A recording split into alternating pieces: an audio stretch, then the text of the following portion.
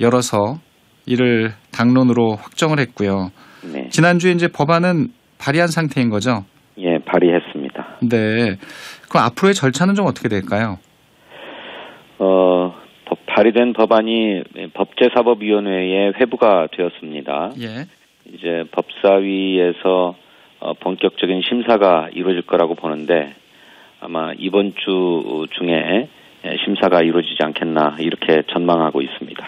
오늘 이제 법사위가 잡혀 있던데 김호수 검찰총장이 또 사퇴했기 때문에 예. 이 부분도 좀 변수가 되지 않을까 싶어요.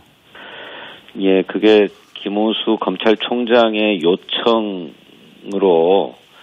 국민의힘 의원들이 검찰 측의 의견을 들어봐야 되는 게 아니냐 하는 문제를 제기해서 잡힌 회의입니다. 그렇죠.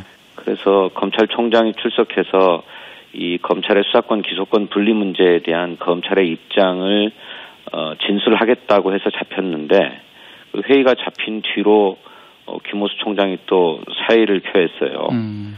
그래서 오늘 회의에 출석할지 또 회의가 정상적으로 이루어질지 그건 아직 모르겠습니다. 네, 민주당에서 이제 발의한 이 검찰개혁 법안 핵심은 역시 이 검찰의 이 검경 수사권 조정 이후에 남아있던 이른바 6대 범죄에 대한 수사권 조항이 삭제된 거죠. 핵심은 그러니까. 네, 그렇습니다. 예, 조금 더 설명을 좀 해주신다면요. 예, 말씀하신 것처럼 검찰과 경찰 간의 수사권 조정으로 인해서 6대 중대범죄에 대한 검찰의 직접 수사 또 우선 수사권이 있었는데 네. 이제 이것을 경찰에 모두 이관토록 해서 경찰은 수사 전담기관으로 거듭나고 또 검찰은 기소, 공소 전담기관으로 거듭나도록 하자는 권력기관 2차 개혁안입니다. 그렇지만 그럼에도 불구하고 경찰이 직무상 범한 범죄에 대해서는 검찰이 직접 수사하도록 하고 네. 또 검찰이 지휘하도록 하고 있는 특별사법경찰관에 대해서는 수사 지휘를 계속 하도록 함으로써 경찰에 대한 감시와 견제를 분명히 하고 또 자칫 사각지대가 될 수 있는 특수범죄에 대해서는 검찰이 계속 수사할 수 있도록 이렇게 조치했습니다. 네. 검찰에서는 뭐 오늘도 이 전국 고검장 회의가 이제 긴급히 열린다고 하고 내일은 전국 이제 검사들이 또 모인다고 하는데 검찰의 어떻게 보면 좀 조직적인 반발 이런 좀 대규모 반발은 좀 예상을 이미 하셨었죠? 예, 뭐 아무래도 검찰이 가지고 있는 기득권이라고 할 만한 이 수사권이 이관되는 것이니까 네. 검찰로서는 그에 대해서 비판적인 입장을 가질 수 있을 것입니다. 하지만 검찰 역시나 행정부 공무원인데 이들이 이렇게 집단적이고 조직적인 어떤 저항운동 뭐 이렇게 반발을 한다는 것은 바람직하지 않습니다. 행정부의 권한을 어떻게 나누고 어떻게 기능하게 할 것인가 하는 문제는 국회가 법을 통해서 정할 문제입니다. 그에 대해서 검찰의 지휘부가 있기 때문에 그런 지휘 개통을 통해서 의견을 제시할 수는 있어도 이렇게 무슨 뭐 각 직급별 회의를 통해 가지고 집단적인 입장을 발표한다든지 뭐 저항을 한다든지 하는 것은 결코 바람직하지 않다고 생각합니다. 네. 내일 뭐 온라인, 오프라인으로 다들 모인다고 하는데 전국 검사들이 모이는 건 뭐 20년 만이라고 하고요. 일각에서는 이 검찰의 이제 수사권이 폐지될 경우에는 좀 권력에 대한 수사를 하기 어렵게 된다. 특히 지금 진행되고 있는 이 원전 관련 수사가 어려워진다. 이런 또 지적도 있는데요. 좀 이해할 수가 없습니다. 그 검찰의 아주 오만한 시각을 반영한 거라고 생각합니다. 예. 그동안에 검찰이 영장 청구권에 이어서 뭐 기소권, 수사권까지 다 들고 수사를 해왔기 때문에 검찰이 뭐 수사를 잘 하는 것처럼 이렇게 보인 것이 사실이지만 검찰이 우선 수사권을 가지고 있는 6대 중대범죄라고 하는 것도 현재 경찰이 수사하고 있고 훨씬 더 많은 양의 수사를 하고 있습니다.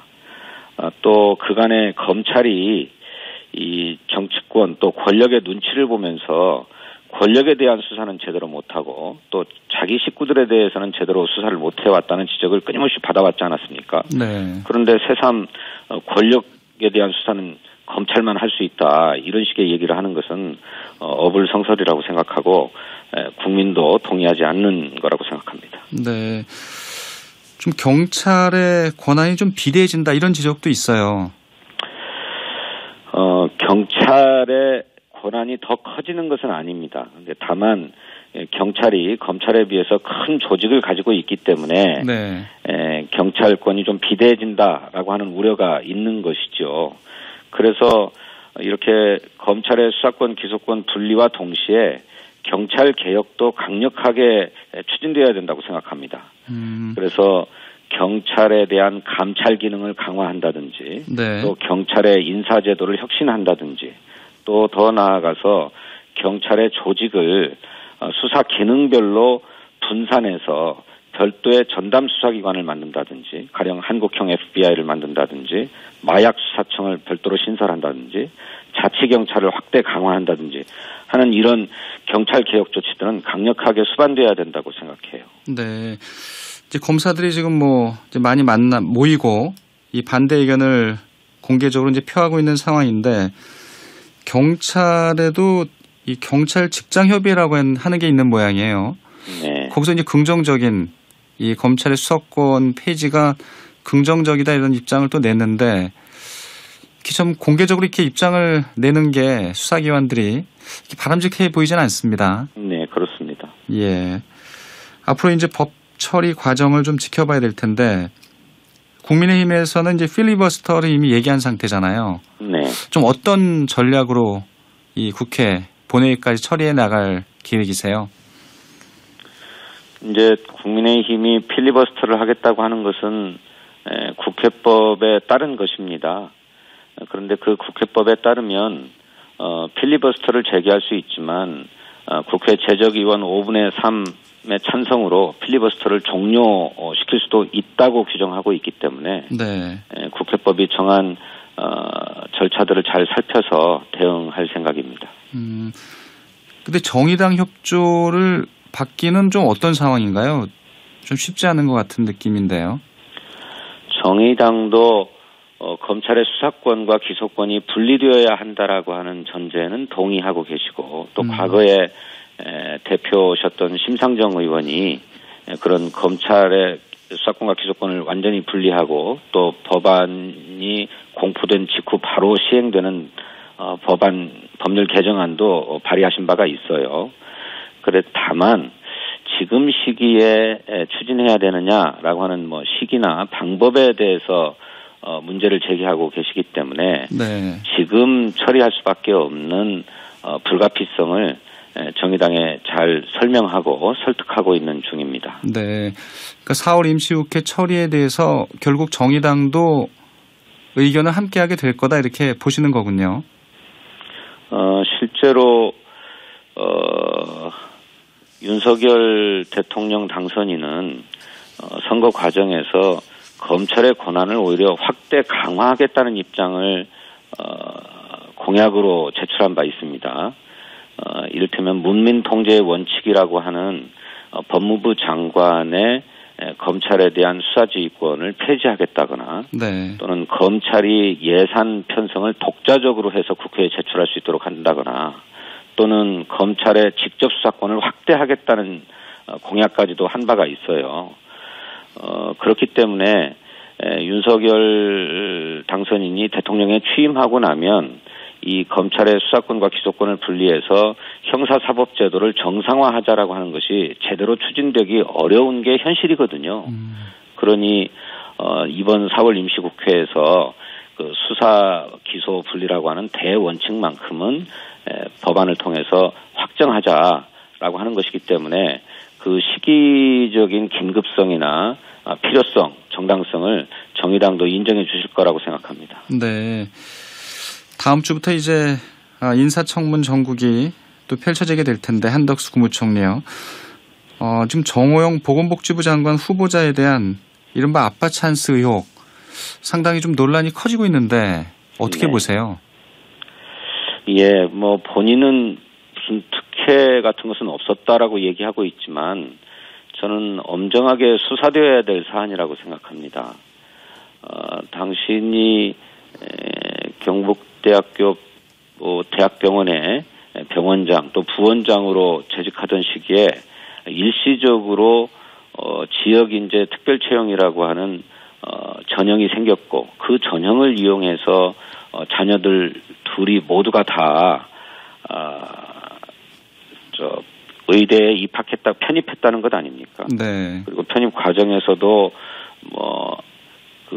정호영 본인의 지인인 교수들이 점수를 과도하게 많이 줬다라고 하는 얘기도 있고 이런 사실들이 저는 투명하게 수사되어서 과연 특혜가 없었는지 공정하게 편입이 이루어졌는지를 진상을 규명해야 된다고 생각하고 그저 입으로만 문제가 없다고만 얘기할 게 아니라 관련 자료들을 소상하게 제출해서 국민에게 투명하게 설명해야 된다고 생각합니다. 네, 윤석열 당선인 측은 일단 청문회까지는 좀 지켜보자 이런 입장인 것 같아요. 아니 청문회를 하려면 청문회를 제대로 할 수 있도록 사전에 관련 자료들도 충실하게 제출하고 해서 청문회를 받기 위한 준비를 제대로 해줘야죠. 자료는 제대로 제출하지 않으면서 그리고 또 공정하고 투명한 입학 절차였다라고 하는 점을 제대로 입증하지 못하면서 말로만 공정했다고 얘기하고 있는 것 아닙니까? 어차피 여론이 결정해야 될 문제 같습니다. 끝으로 이것만 여쭤볼게요. 이 서울시장 사실 굉장히 좀 중요한 공천인데 당에선 전략 공천을 결정했지만 그 후에 일정 같은 게 좀 전혀 나오지 않고요. 송영길 전 대표는 어제 또 출마 선언을 했고요. 이낙연 전 대표 차출론도 나오고 좀 어떻게 봐야 될까요? 예, 그 전략 공천이라고 하는 것은 선거 지형상 우세한 흐름이 나타나지 않고 있기 때문에 어떻게 하면 가장 경쟁력 있는 인사들을 발굴해서 공천할 것인가 하는 고민 속에서 나온 것입니다. 예. 네, 그래서 거기에는 외부 인사를 영입하거나 또는 지금 당에 공천을 신청한 예비 후보들 외에 새로운 인사를 발굴하거나 또는 지금 나와 있는 후보들을 가지고 경선을 해서 공천을 하거나 모든 방안이 다 열려 있습니다. 그렇기 때문에 이 전략 공천이라고 해서 기존 후보들을 다 배제하고 새로운 사람을 발굴하겠다는 것만은 아니고 또 경선을 배제한 채 특정 인사를 그냥 공천하겠다는 것도 아닙니다. 가장 경쟁력 있는 인사를 골라서 알겠습니다. 서울 시민에게 당당하게 내보낼 수 있는 후보를 골라내겠다라고 하는 그런 의도입니다. 예, 오늘 인터뷰 여기까지 듣죠. 감사합니다. 네, 감사합니다. 더불어민주당 진성준 의원이었습니다.